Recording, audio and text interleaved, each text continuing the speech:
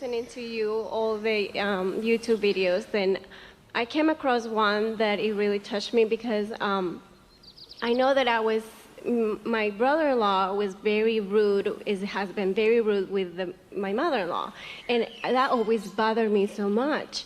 And I guess I was so focused into that particular thing that I brought it into I think that I call it into my own life, and my son the truck hit your gate, didn't it? It's so mean to me. I mean, he is so disrespectful. Doesn't matter. And then now, before I was like, but why? And I was just like, it was hurting me. But now that I'm like more like, okay, maybe I did that too. Stop just for a moment. This occurred to Esther the other day. You know how we've been talking about Esther gets her notebook and she writes the name of the segment, and then she just reaches for feeling words that foster in her the feeling that the word implies. She talks about how she loves this and how she appreciates this, and she acknowledges this and this, and she literally sets her own vibrational tone.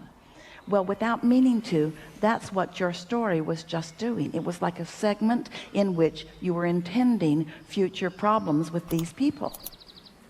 Esther said to herself the other day, so I segment intended 30 times today. And she'll sit, takes about a minute or two for a page. She writes so fast she can't read it later. But it really brings the feeling that she's wanting. And then she turned on television for an hour.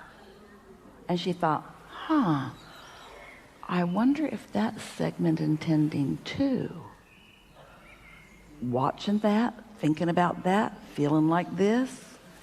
Interesting, isn't it? So when you tell the stories the way that feel good to you, you're segment intending. And the next experience you have with the subjects of that segment will feel good to you. But as you're noticing or remembering the injustices that have come to you, and in the conversation you are setting the tone of that, then isn't it logical that that's the disrespected person that you take into the next segment?